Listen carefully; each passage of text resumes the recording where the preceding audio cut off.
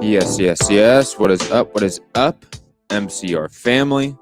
It's a media reaction post-fight show. Obviously, UFC 257 just went down live in the UAE. And man, was it a giant fucking upset. Oh my God. And plus, boxing on Showtime, massive upset as well. A lot to get into on today's show, or should I say tonight's show. Of course, hit the like button, share the show, all that fun stuff to support the channel. You know what to do. You're watching on YouTube, Twitter, Twitch, however you're watching, you know how to support the channel. Now, obviously, we have UFC 257 to get into, like I said at the top. Conor McGregor losing to Dustin Poirier in dramatic first-round fashion. Plus, Michael Chandler pick up a dramatic KO win as well against Dan Hooker in the co-main event. We're going to go down all that card as well. Shout out to the By Lock MMA guys as well for doing the fight companion show during the entire card. Fun to pay attention and watch that one while I was watching the show.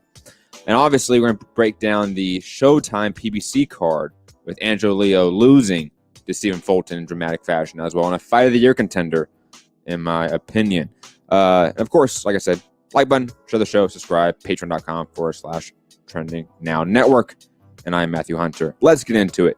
Conor McGregor came back from a multi-year layoff and went straight into a rematch with Dustin Poirier that I think a lot of people were of two minds. That Dustin Poirier has been highly active, has been an elite perennial fighter for a long time, and has improved drastically since their first fight. Meanwhile, Conor has achieved the highest level possible in the sport and then had a massive fall from grace and activity and the like. And you had this dichotomy in the fan base and the media sphere about how to perceive this fight. Conor, on paper, is the better technician in terms of striking and just overall abilities on the feet. I think Conor is far more adept than Dustin Poirier, and I think he largely showed that as well in the fight. We're going to get to it.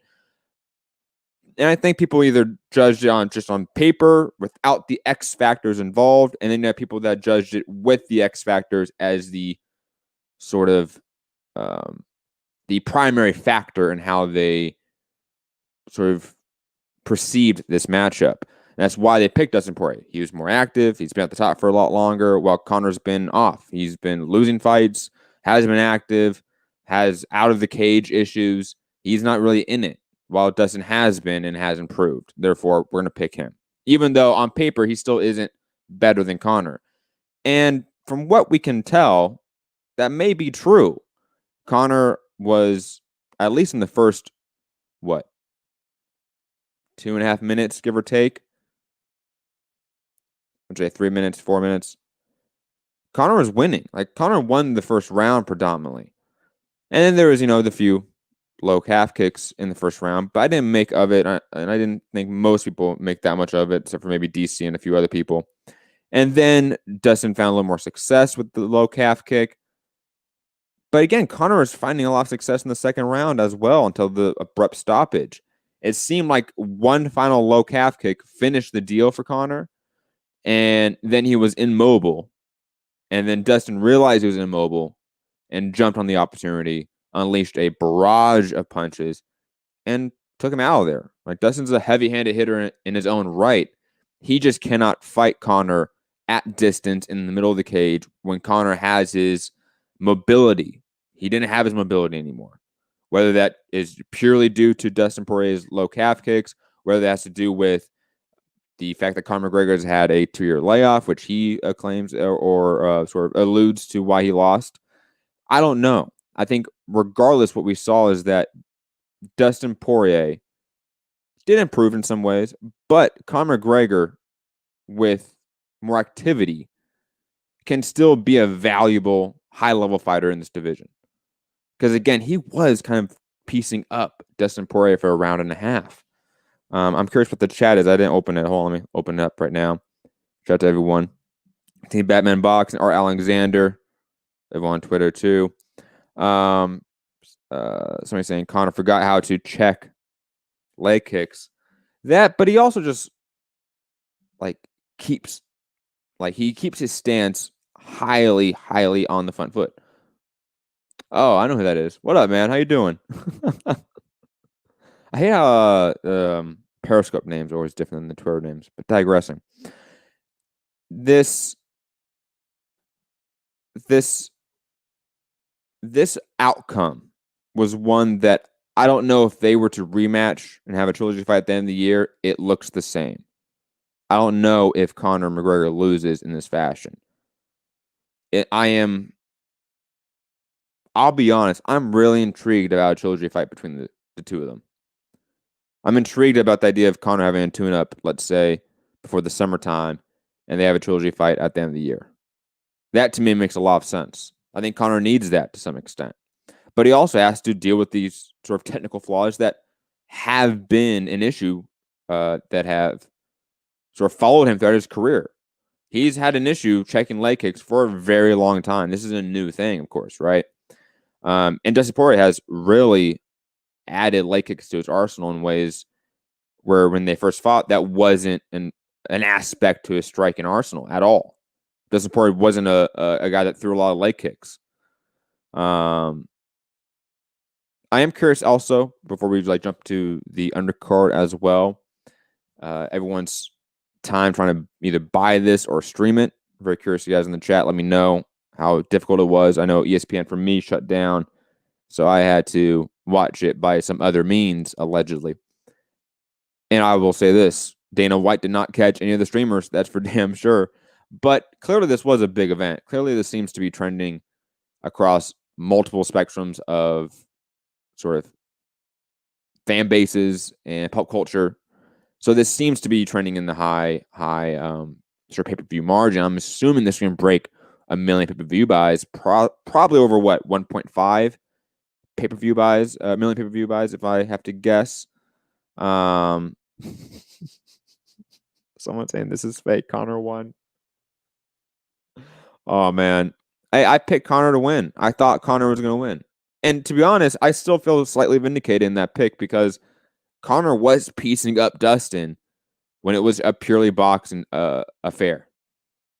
You know, Dustin at range did not have the head movement, did not have the overall defensive ability to really contend with Conor's shot selection and accuracy. That's the reality. But Dustin has added enough wrinkles to his game, added an element to his grappling and the danger of it really early in the first round with the takedown, though obviously Conor got back up from that, but the threat was still there and it was set very early that it was there as well. I'm curious in the chat what you guys want from Dustin and Conor next. Do you want a rematch? Do you want them to fight someone else first and then fight each other? I think most people are still trying to imagine a Khabib Nurmagomedov comeback. I am, at this point, I'm conflicted on Khabib coming back. I think if Conor had won, it would be a different conversation. Conor did not win, so therefore, Khabib coming back doesn't make a lot of sense. Some in the chat saying that McGregor is done. He didn't seem like he was done. He seemed like he wanted to come back rather quickly, and he wanted to get the rust off, so to speak. If he's honest, I don't know. Give me Dustin first. Khabib ain't leaving the couch with them Bears. Let's just speak. Yeah, I wouldn't mind a Justin Gaethje Dustin Poirier fight. Wouldn't mind a rematch.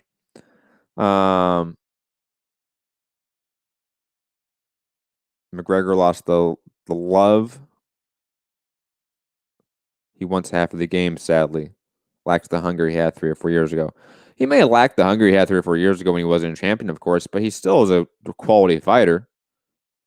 I mean, the dude got his leg chewed up and then couldn't move and got pieced up. I mean, that shit happens. And Dustin's a heavy-handed puncher, right? I just thought at range, at boxing range, and if, Conor can have the mobility that he is known for, then Dustin can't win that boxing affair. And I think, again, that kind of was shown to be true. Dustin just was able to minimize that danger because he took away the mobility of Conor McGregor via the leg kicks.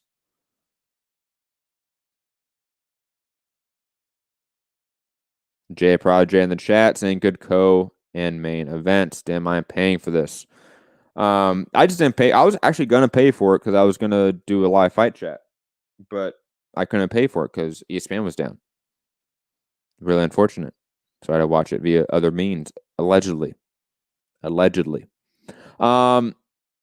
talk about the co-main event now, unless you guys have any other thoughts about the main event. Drop them in the live chat. I'll try to get to those points as well if you guys have any questions about that. Ryan in the chat saying, yo, Matt, I see you got a lot of books around you. Yes, I do. Yes, I do. I'm actually in the process of writing a book and doing a documentary series. If you want to find that on our main YouTube page, you can just go to our main YouTube page, scroll down. It's one of the main playlists that's shown there. But yeah, I just got 2 new books today, actually. Hold on, what did I get? I got Frederick Engels, The Conditions of the Working Class in England, and Frederick Engels, Socialism, Utopian, and Scientific for this chapter in the book. Anyways, digressing. Let's get back to fights. Let's get to the co-main event. I'm also curious, guys, drop in the live chat your prediction on the pay-per-view buy rate. I'm very curious what you guys thought about how big this event was in your mind. I want a temperature check out there. Jay in the chat, ew, literature. Thurman versus Ugas is a great fight. Is that official? Did I miss something? Guys, I'm a communist, okay? Like, I have literally a painting of fucking Che right there, guys. It's hilarious. Anyways, let's get to the fights. I know I have some boxing heads in there that want me to talk about boxing, of course. So I want to try to get to the UFC card so I can get to the Angel Leo fight. Because, God, I'm going to eat some fucking crow on that shit. Let's get to the co-main event. Michael Chandler knocking out Dan Hooker in the first round. 2 minutes and 30 seconds in the first round. I mean, what can I say about this? One, Dan Hooker's lateral movement was super lazy, super sloppy. And, you know, I was watching the Buy Like MMA show, the Fight Companion show with Anthony Walker, Matthew Wells, Pat Auger. Shout out to those guys. Great guys. Go support their channel. They try to get to 1,000 subs tonight. They didn't reach that mark. That last time I checked. Go subscribe. Like, you're watching the show, go subscribe. Jay was a communist. Cuba is a socialist country because communism is never achieved, or hasn't been achieved since sort of pre-capitalist times. Like a stateless, classless society. Actually, those have been slightly achieved. You have like the Catalonia Spanish anarchists who have sort of like anarcho-communist society. Anyways, want me to get into that? We'll get into that another time, Bamani. Trending Now Network, General Strike Podcast, History of Socialism. Those are where you can find my political takes. I'm losing listeners as I speak. I apologize, guys. I have other channels for that. Michael Chandler, he did a good job cutting off the cage. He did a good job ignoring the pointless feints of Dan Hooker. You know, there's times where I've talked about this on the show, and usually like in live fight chats and stuff like that, I've talked about this, where a fighter is just sort of like throwing something out there, and it's just kind of throwing it out there with really no intent for it to be a setup shot, to be a rangefinder. It's just kind of throwing it out there for the sake of movement. Like, it's almost like nervous energy in a way. And I think Dan Hooker had that in a sense, that nervous energy almost, where he didn't really want to commit to anything, and therefore he just wanted to keep circling and circling until he felt comfortable enough to throw a shot. And, I mean, to Chandler's credit, and to Hooker's credit, Hooker kept trying to circle the right way, but Chandler just kept cutting it off. He kept picking an angle and cutting it off. And I think because Hooker never felt like he could turn that angle and then have the space to throw a shot, Chandler was in his face, Chandler was cutting off the distance. He never felt like he could throw that shot off. And again, we only have 2.5 minutes of the fight. And Chandler was able to connect. I think it was that lead or his lunging left hook, right? I think it was after like a right Either he threw like a right to the body and then like a lunging left hook over the top. I think it's kind of the setup from what I remember. And Chandler, a Hooker who was circling out to Chandler's left, where the left hook's going to be, right? And he's just, that's all he was circling the entire time, has his hands down, not really looking to roll with the shot, not working. Like looking for the shot. Like that's what I talk about when it comes to like lazy lateral movement. He was just moving around, circling without focusing. And you can't do that. It's impossible to be a defensive fighter and not be highly focused. It's just you can be in a pressure fighter and a rhythm fighter and kind of get lost in the rhythm, right? But as a defensive fighter, you can't ever do that. It's impossible for you to do that, unfortunately, because of that style, because of the reality of you are going to have shots thrown at you more than you are throwing shots back. You have to react to these shots, okay? And if you're not focusing on this reaction, then you're not going to react fast enough, right? When you're a swarmer, when you're a rhythm fighter, when you're a pressure fighter, that what's coming back at you isn't the main concern. The main concern is I'm trying to pressure and land shots, whether to the body, up top, whatever it is. That's the main priority, right? A counter boxer, the main priority is I want to slip shots to create traps, to create angles, create moments of where I can capitalize on. And you have to focus when you do that. Ryan Hong, I believe is how it's pronounced. If it's pronounced differently, I apologize. Saying I want to follow my political shit. We're watching on YouTube, right? Hit our YouTube channel, right? Go to our YouTube channel and just scroll down. You're going to see General Strike Podcast as a playlist. That's on that channel. Plus the History of Socialism. That's the documentary series / the book that I'm doing.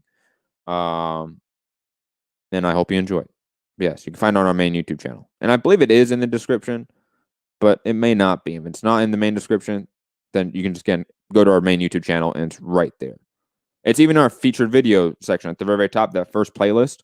There's videos in that playlist from that other channel. Obviously, you should be able to tell by like they're talking about like the headlines and pictures aren't boxing related. Heath in the chat, seeing what he said about New said that he ducked 115. You don't want that super flyweight smoke. We know the truth. Just deal with it, Heath. It's okay. Accept reality. Jason was expecting Hooker to throw his patent step and knee. I think he tried to throw it one time and he wasn't comfortable with it. Right? I want to say he did attempt it one time and it didn't work. And then he got like super nervous, just kept circling. Keep circling to the right, away from his power hand, super like muscle memory, basic shit almost. Off topic, from casual base guy saying off topic, Matt, you'd be a great First Amendment auditor. No, I don't think I would. I don't know why I don't think I would. I don't know. Because I really don't know like what that entails, to be quite honest. What is a First Amendment auditor exactly? Do you just go around like dealing with like legal cases on the First Amendment, like what the ACLU does? Is that what it does? Is that what that technically like the title is? Anyways, Drew Marshall saying I respect that Conor never makes any excuses after his losses. Well, he does make excuses, right? He just does it in a classier way. I will say that. Because he literally said, I think, at the very rip of his post-fight interview with John Anik that, hey, it's the ring rust, man. Like, that's an excuse. Like, you can say it's a valid excuse because some excuses are valid. But he's not like a sore loser in a way. Like, he's not whining. He's not trying to upstage the person that he lost to usually. Dominic Cruz, I think, did a good job of that too when he got beat up by Cody Garbrandt. He did a really good job about that. I forget how he said it in the post-fight interview. He was like, hey, when you lose, you got to come up and own it like a man. I like that too, even though Dominic Cruz is a little bit of a prick sometimes. I would really like a Michael Chandler Dustin Poirier fight for the title. Like, why not? I'll be honest. Have that like happen like May or April or June. Give Conor a tune-up against like Dan Hooker. And then have the trilogy fight. That's what I would do if I'm the promotional company. Also, guys, did you like his promo that he dropped? Michael Chandler's promo that he dropped in the post-fight interview. I was wondering if you guys, for those that maybe aren't like big Chandler fans, are you now more sold on him? Just curious on the overall perception of Michael Chandler now versus yesterday. Do I ever bet fights? No, because I'm poor. That's why I don't bet fights. No, I do not bet fights. The few times I've bet fights, I have lost. And therefore I became scared of ever betting on fights again, to be quite honest. I'm not a big gambler either. Like, I've been to Vegas for quite a few fights. Like, I've got free rooms due to my affiliations at Vegas hotels on the Strip for fights, and I've never gambled a single dollar, single cent in Las Vegas. Never. I don't know. Just not my thing. Yeah, you can get books at the library, dog. That's the trick. Trick is the library. You get all your books there. Yeah, because Ryan Hong's saying free room. Free room. I said free room one time. It was free room on the Strip one time. Through affiliations. Yeah. Chivas Regal, the alcoholic beverage. I did a podcast for them for Canelo Triple G, the first fight. Yes. And I got a free room somewhere. I forget what hotel it was. Casino. I forget which one. I want to say it was New York, which is like the north end of the Strip, I want to say, but I could be wrong about that. It's like a few years now, and my memory's for shit, to be quite honest. No, I'm not in contact with any of those guys. Definitely not the former that you mentioned. Definitely not that guy. And definitely not the latter either. Yeah, no, I haven't talked to them in a very long time. But for real though, Conor versus Nate is the fight to make next. I wouldn't oppose it. It's a big money fight still. It's one that Conor should win, especially if he comes back relatively soon. I think that'd be better for him. It's one that Nate would take too, right? Like, let's be honest about it. If you're the UFC and you have a hard time getting Nate Diaz into a fight and to make money off of him, you can make money off of him in the Conor fight because he will take the Conor fight. Abso-fucking-lutely. Who else would he throw to Conor? Let me pull up some rankings here and talk about this with you guys. Because, obviously, like Max Holloway, like a rematch with Max, I would take that. But that wouldn't make a lot of sense right now. Max coming off a huge win. And again, I think Conor's probably looking for more of a tune-up if I had to guess. Tony Ferguson. I'll take a Tony Ferguson fight as well. If we're in like straight tune-up style, Paul Felder would be the fight for Conor McGregor. Like if this was like boxing, he'd fight Paul Felder next, right? Like that's the reality of it. Actually, if this was like really, really boxing, he'd fight like someone like Bobby Green or like Jim Miller. But this is the UFC, so he could fight someone coming off a win still because it's no longer the Joe Silva era. So maybe you do like RDA. It depends what Conor wants to a degree too, right? If Conor still wants like an elite level fight, then he will get an elite level fight. If he wants a tune-up, I think he has enough clout to say, I will take a Dan Hooker fight or a Paul Felder fight. I think he has enough say and power and leverage to say, I want to tune up.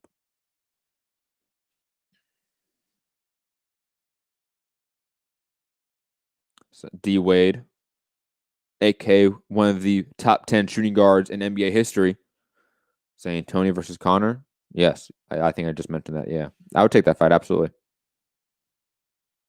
Gee, I can't say that on the show for obvious reasons because I'm white. But yeah, Bobby Green could absolutely be a tune-up for Conor McGregor. Sorry. I love Bobby Green. I mean, I'll be honest. I used to fight with him at like UFC 2 or 3, like that video game, all the time. I used to use him all the time in the game. Loved his style. And plus, there was that time where I thought he could really be a top 10, top 5 guy. And then for I forget the variety of reasons, he just lost momentum. Bobby Green also just took a loss in his last fight too, Jay. So that's why I mentioned him. Because I still operate on the Joe Silva mindset. Winners versus winners and losers versus losers. I've always liked that method, I'll be honest. It makes the most sense to me. There's a few exceptions you can have, but generally speaking, that makes the most sense to me. Especially at the very top. Because otherwise, you're going to do a Chris Weidman where you just feed him to all the best guys and he just gets his face dented in for the rest of his life. And that's not fun. No one wants to see that. Maybe we're Romero fans, but that's about it. Jake Paul versus Conor in a boxing ring. No, please no. Please no. Ryan Hong, if you have a question, man, go for it. It's okay. It's okay. I have no issue dealing with questions. I'm here for you guys tonight, okay? Got no co-host because, Gary doesn't want to talk about this shit. And I can talk about anything. I don't mind. Dude, Jay saying this Jake Paul shit is starting to piss me off. Bro. Dude, just wait till we get Logan Paul versus Floyd Mayweather and that actually happens. Just wait. Just wait. Just wait. So good. Ooh, Ryan. Let me answer that question a bit, okay? If you don't mind. I try to get through some of this UFC card, and then I'll get to that question. I have no problem answering that question. Let me just try to get through this stuff. And I will remember it because I like that shit. I like helping people out. What do we have here? Okay, Joanna Calderwood. First off, Calderwood and Jessica Eye, this was a fun fight. A really fun fight. 92 coup. You're basically right. Yeah. Basically right. Though it's more of a complex answer than that. Joanna Calderwood, I think she's always one of those people that she's always a 7 out of 10 when it comes to anything in fighting. So therefore, she's really, really good at a lot of things. Not great in anything per se, except for maybe very traditional Muay Thai striking. And that showed here. Her Thai clinch was impeccable here, and that really, I think, busted up Jessica Eye a lot of times.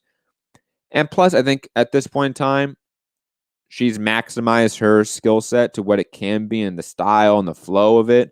Jessica Eye, though, has always been a little bit overrated. That's what I think I kind of got out of this fight. And Shevchenko is going to beat up Joanna Calderwood so bad it's going to make me sad. Because I like Joanna Calderwood. She's awesome. I remember she was coming up in the regional scene out in the UK and stuff. I was always really high on her. But for her to actually face Shevchenko, no, that's gonna be rough. Bruce Bob Trotter saying, "Hey guys, who said, quote, I'm not fighting again. I'm not in love with this anymore." Heard that on the broadcast. Was it Conor? No, that was Dustin Poirier. He said it to, obviously, DC and the like. But then he went on after that to say that he would want a trilogy fight with Conor. So, I don't know. I'm very curious to see what sort of clips coming out of the post-fight press conference when some of the press can sort of ask him some follow-up questions on that. Because obviously he said that to DC right after the fight that, I'm not in love with this anymore. And I forget exactly what he said after that. I don't know if he said I don't want to fight anymore. I forget exactly to what extent he said that after. And again, then John Anik came in there for the post-fight interview, and that kind of rhetoric wasn't talked about, and he wasn't asked about that, which I found odd, to be honest. So I don't know. I don't know what Dustin Poirier really meant when he said that, and if he wants to call it a career after this year. Like, I don't know if those are things on his mind. Obviously, there are things outside of the cage that he focuses on, like his charity work. That is a massive focus for his life. And maybe that's like his passion now. Like, that's his love now. And this is a job. And he gets paid for this really well. And he can use it as a platform for the passion that he loves. And that's what it kind of feels like for Dustin, probably, if I had to guess. What else do we have here? Anything from the chat? Let me see. Why is combat sports the most underappreciated and disrespected sport of all? Because we disrespect ourselves all the time. That's why. Think about all the legal cases like Don King, Bob Arum, the IBF, and the FBI. It's unfortunately combat sports has definitely made ourselves into a niche sport. Not to say us as the consumers, we haven't done that. Those that are in control of the systems and institutions of the sport have definitely made ourselves into a niche sport. Absolutely. Not us, but anyways. Moving on. Let me skip the Muradov Sanchez fight. Even though that was a really cool knockout. I'll say that. That was a cool knockout with the stanky leg. That shit is always hilarious to me. Marina Rodriguez with a huge upset against Amanda Ribas. A massive upset. Oh my fucking God. And also an awful stoppage by Herb Dean. I mean, when Herb Dean actually did step in and did touch one of them at least, and Rodriguez got off, acted like she won, Ribas thought the fight was over, and Herb Dean was like, no, continue. The fight should have been stopped at that point. It made complete sense why Herb Dean was stepping in. It made no sense why he stopped the second he made contact with them, which you cannot do as a ref. But digressing, I guess. Rodriguez, pieced her up on the feet. Absolutely fucking amazing. That was brutality. Okay, that was a fatality too, man. That was one of those where she was Amanda Ribas was knocked out basically, and she was semi-conscious. That's kind of what it looked like. So bad. How do you pronounce his name again? I forget. Fuck, how do you pronounce this guy's name again? Sorokan. However you fucking pronounce his name. He had a good fight with Matt Favola. Brad Tavares had a really, really solid fight against Antonio Carlos Jr. I thought Brad Tavares probably looked the best he's had in some time. Juliana Pena had a rear naked choke submission over Sarah McMahon, and probably looked her best in a very long time, and called out Amanda Nunes, and Amanda Nunes and her wife Nina Ansaroff just trashed her on social media, and it was hilarious. So fucking good. So good. I'll be honest, guys. I absolutely missed the Parachino and Khalil Roundtree fight. There was something going on in my house. I missed that one. I apologize, guys. Apologize. Evelev defeating Nick Lentz in a split decision. Probably should have been unanimous, but it was a good fight. And Evelev definitely took over probably about halfway through the second round and definitely beat up Nick Lentz towards the decision. Amir Albazi defeating Zhumagolev. Definitely butchered that. Apologize to him. Albazi, though, he looked good. He looked really impressive for a prospect out of a country that does not get a lot of prospects. Curious where he goes. Okay. Bruce Bob Trotter saying, what's a good book recommendation? Did you read all those books behind you? I am reading all those books behind me. That is for sure. I read 4 books last week. Reading this one this week. Trying to get through these ones as well this week. That's the plan. That's the goal, to try to get back on track for my research when I want to get the next episode of my documentary series out. That's probably not going to happen in the deadline I set for myself. But any book recommendation? Well, obviously, this is all political stuff. So if I have to recommend any sort of political books for you, if you want like more modern history, like 20th century, 21st century, A Brief History of Neoliberalism by David Harvey is a fantastic book. And Black Shirts and Reds is the shorthand of the title, by Michael Parenti, are fantastic books. The former detailing, obviously, the sort of like global neoliberalization of the world, from like Ronald Reagan and Jimmy Carter and Margaret Thatcher, Deng Xiaoping, Pinochet in Chile. Like, it's a really good book. I for those that want to understand like our modern economic system and global structure, that is a fantastic book to read. If you want to understand fascism and communism in the 20th century, okay, only in the 20th century, Black Shirts and Reds is fantastic. If you want to read more political theory, not history, so like stuff that's more philosophy based or sort of political science based, State and Revolution by Vladimir Lenin. It's only like 90 pages too. It's super quick. If you want to understand like communism, that is the book to read. Okay, like it's, and also all of those like Marxist theorist books, those are all free. It's all free on like Marxist.org or like libcom.org. You can find all that shit for free. Trust me. What else? Let me look at this list. Black Power by Kwame Ture. That's a great book if you understand like black liberation in the 20th century.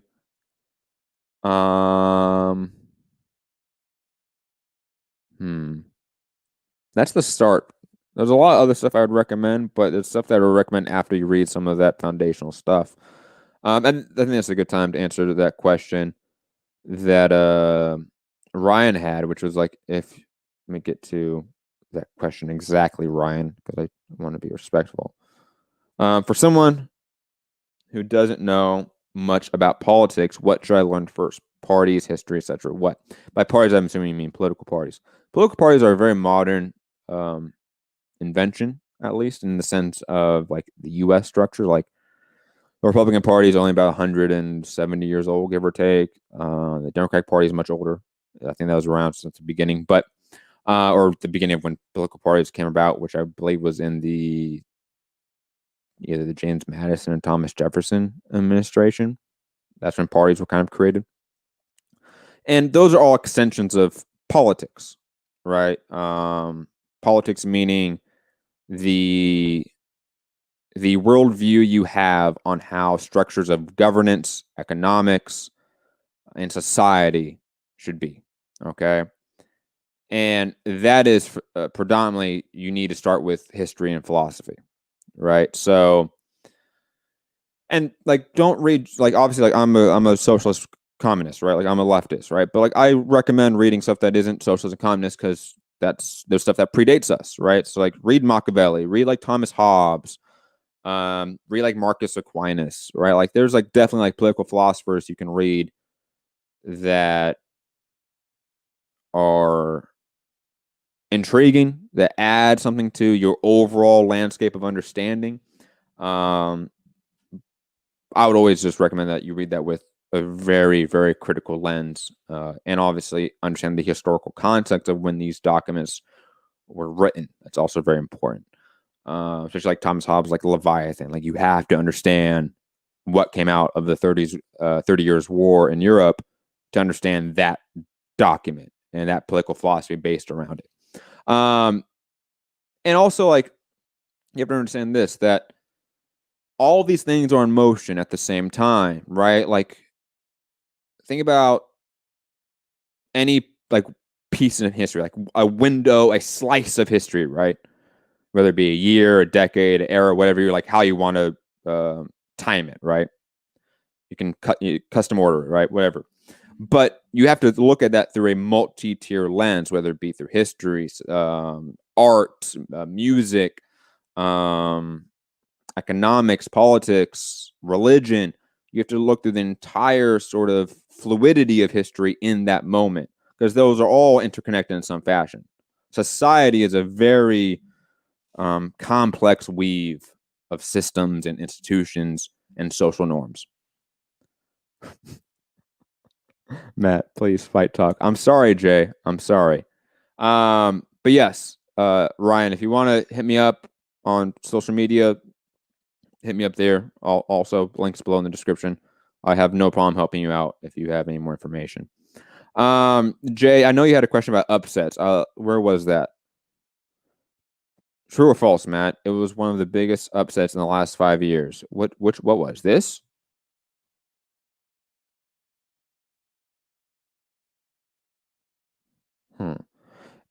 And Bruce saying read 4 books a week. Well, to be fair, some of these books are small.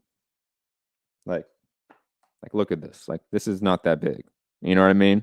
Some of these books are small. Some of these are very big. Like, some of these are massive over here, right? But digressing. What upset are you talking about, Jay? The main event? No, this isn't the biggest upset in 5 years. No. I don't even think it's the biggest upset probably gonna be this year.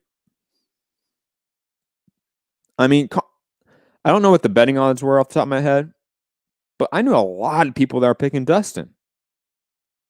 Like, a lot of people were picking Dustin Poirier to win. Plus, you have the X factors of his layoff, the fact that Conor McGregor hasn't won an MMA fight in a very long time. Yeah, I don't know, man. I don't think this is a massive upset. I think it's an upset. It's a shocking moment in a way because it's Conor McGregor getting knocked out. But biggest upset in 5 years? No way at all. Well, for casuals, yeah, it might be, Jay, but I think that's not really the question, right? That's moving goalposts in the question in a way. I think casuals that watch like 1 or 2 fights a year, maybe, yeah, of course they're gonna think this is a massive upset because all they watch are the 1 or 2 Conor fights they get a year, and if it's not a Conor fight, it's a Khabib fight. It's they bought like Tony Ferguson, Justin Gaethje. They watched Canelo. Like, they watch 1 fight a year or 2 fights a year. They watch whoever's the biggest guy or biggest fight that year. That's what they watch, right? Those casuals don't know about Conor not fighting in 4 years. I don't know about that, Jay. Think about those same casuals are the ones that only watch Conor fights predominantly. So I bet they knew exactly that Conor wasn't fighting because they weren't paying for his fights.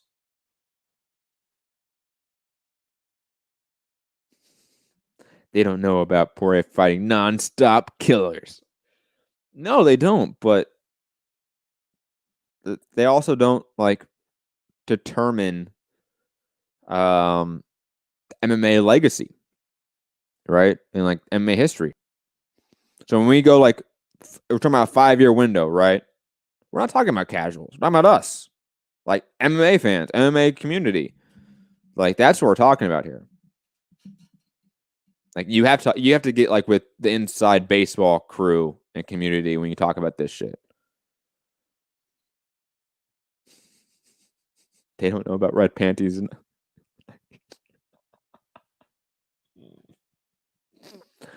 That's so good. So good, guys. What was I getting into? Should I get into the boxing card, guys? Let me know any other thoughts, perceptions, questions, topics on the UFC card you guys want me to get into, or you guys want me to get into the boxing card that happened tonight as well. Let me know. Or I can talk about politics again. Make Jay upset.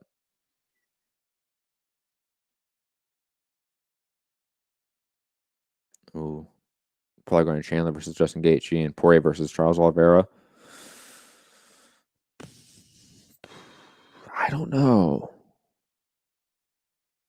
Maybe. Luckily, like all those like all the machinations you have there with those 4 fighters, it doesn't matter. They're all great fights.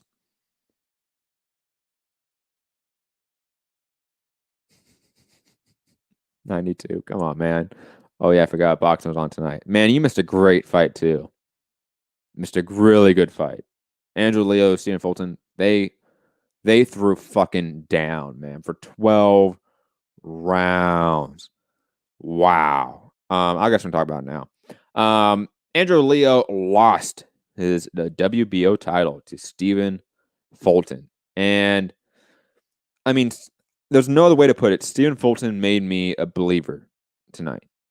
I had never really been super high on him. I thought he was good. Thought he had talent, but I didn't think he could be a champion per se or a long reigning champion, right? I didn't really see that in him. I didn't see any spark of greatness per se.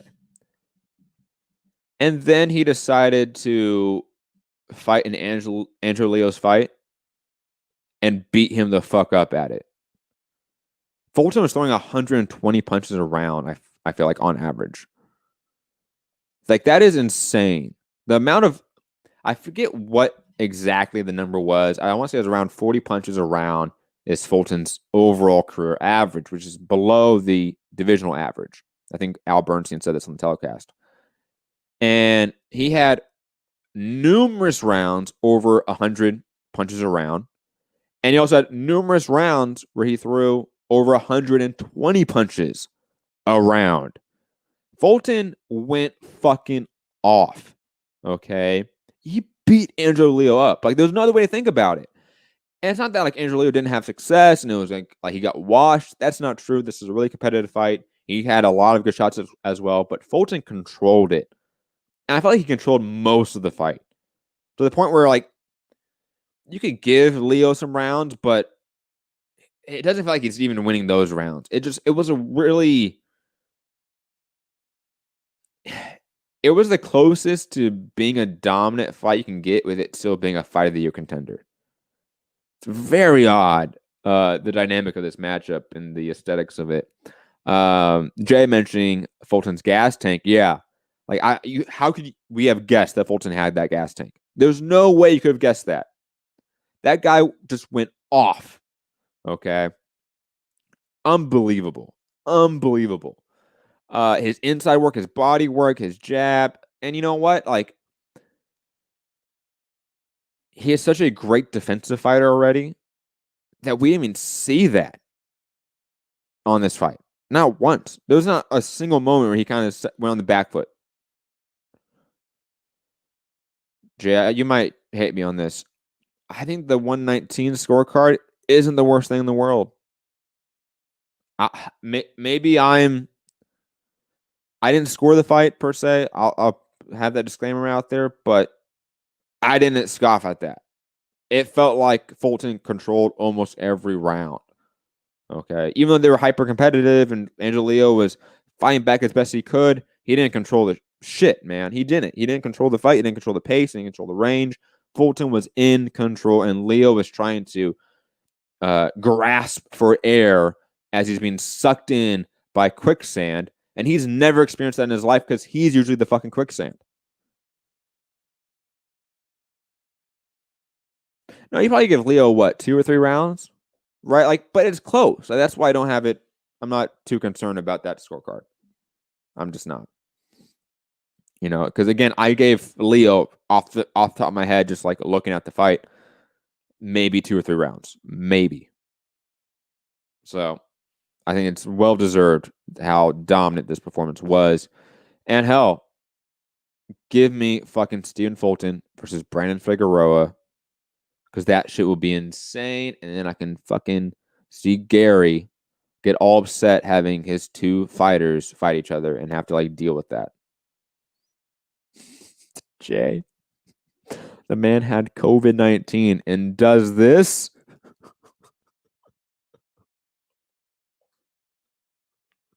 That's true, man.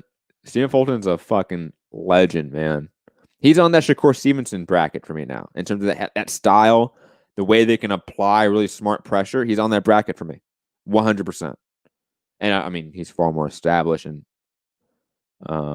credible at this point in his career than Shakur Stevenson is. That's the reality. Co-main event, Reese Alim beating the fuck up and finishing Vic Pasalis in the 11th round. Reese Alim also one of those fighters that is a really smart, aggressive fighter, but defensively sound at the same time. I don't know who he fights next. If it's Stephen Fulton, I'm cool with that. I love Reese Alim. He's one of those fighters that I will watch him anytime he fights now. I just think he's fun to watch. He's super talented. He's underrated. He's the odd man out in the division. I got to appreciate that. You know, I wonder what's next for him. Let me look at some rankings here. Because obviously Fulton could be just the easy matchup next because they're all in the same division. They fought on the same card. Like, it just makes a lot of sense. They've kind of been building up to it in some way. God damn, BoxRec logging me out.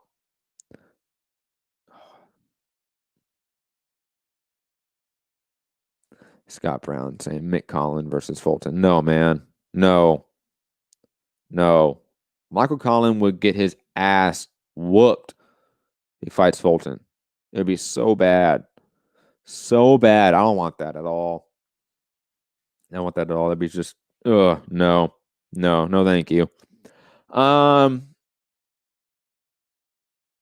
Who's Lewis Neary fighting next? Does he not have a fight scheduled? I would do Lewis Neary versus Reese Alim as the co-main event to Stephen Fulton and Brandon Figueroa. Have it being like San Antonio, Texas. Like, that's what I would do in a heartbeat. That's a great little doubleheader right there. Also on the card was Rolando Romero, the scourge of Mayweather's gym. And he defeated Avery Sparrow via TKO in the 7th round. And I mean, I don't want to hate on Rolando Romero too much, Rolly Romero, because he looked good here. He looked better than the last time I saw him. He looked improved, so props him for that. I am still not that high on Rolly Romero at all. I think this guy is a poor man's Regis Prograis. And I'm using the poor man explicitly. Like, I want to emphasize that so people don't get misconstrued that I'm comparing Rolly Romero to Prograis. Just comparing that sort of style that he has, the way he throws shots. Yeah, I think Rolly Romero gets beat up by a lot of people at lightweight. Like, any of the guys we really talk about, they outbox him or they beat him up. Like, name anyone. Like, name anyone at the top. Ryan Garcia, Devin Haney, Teofimo Lopez, Loma, Javante Davis, fucking Luke Campbell, Richard Comey. Like, these are all people that I pick against Rolly Romero. Hell, even like Fortuna, I pick against Rolly Romero. Right? So, he's like that. He's like a Joey Spencer to me. He's the Mayweather's Joey Spencer.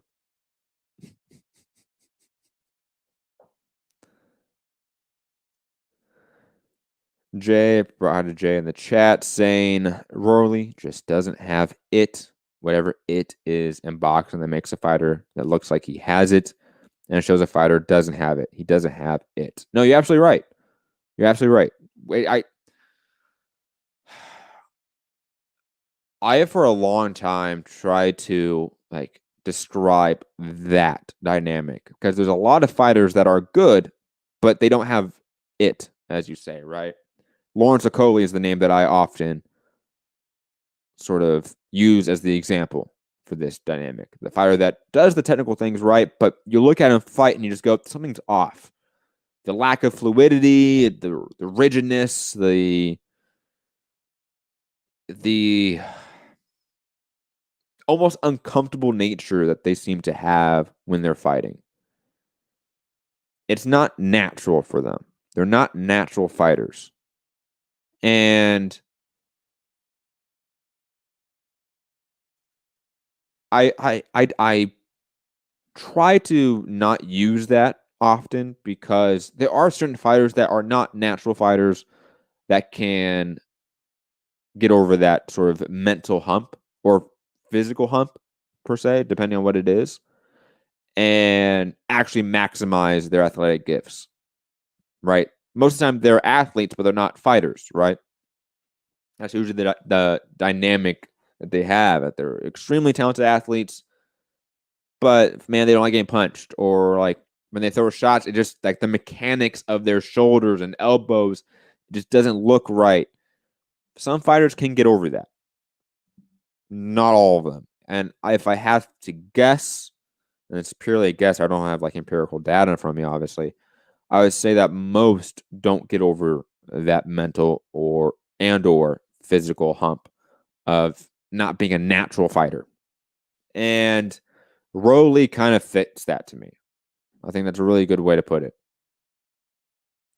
I like 92 Aku, his example. Rolly is a poor man's Ishe Smith. Yeah, but Ishe Smith is like a natural fighter that's just not an athlete. Right? Kind of like Gabe Rosado. Gabe Rosado is a really good, like, natural fighter. He's not an athlete, though. You know? He's not someone that's like super explosive, super fast, has a lot of power. No, not at all. Like, think Paulie, right? Paulie's a good fighter, natural fighter, not an athlete. Not at all. Right? Rolly, to me, seems like a decent athlete. He just doesn't seem like a natural fighter. Like, there's a lack of fluidity with his actual boxing. And maybe that can be fixed in training. I just doubt it. Guys, that might be it for today, or tonight's show, I should say. Because that is it for fights. Obviously, we have, I don't know, it's going on 11 o'clock here. It's, going to be late. I have to get up early. Thank you for joining me. Ryan, if you have any more questions about politics, hit me up, obviously, social media. Matthew Hunter. I have no issues trying to help out a fellow seeker of information. And what else? Have a good night, guys. I mean, it's been a long one. Good fights tonight. Good overall weekend of combat sports. I will be back Monday. If I have to guess, Monday. Yeah, go Monday. Probably not tomorrow. Even though Gary's going to want to talk tomorrow, I'm guessing. He could have came tonight. He could have come on the show and talked about the UFC with me and bear through it. But no, he decided not to be a team player. So I'll be back Monday probably and talk about boxing, news, fights, all that fun stuff. General Strike Podcast on Trending Now Network. Find that on our homepage on YouTube if you can't find it. That should be back up sometime this week whenever I get through like a good part of my research to where I can then do a show, I guess, and talk about that and other shit. I do want to play some of the Gravel Institute videos because they've been good. And I want to put a fucking capper on the force the vote debate. What else? That's about it. Guys, you know what to do. It's like button, share the show, subscribe, all that fun stuff. Patreon.com/Trending Now Network or Cash App Trending Now Network if you want to support the channel in any financial way. And yeah, have a good night. And remember, at all times, fuck the police and free Palestine. Have a good one.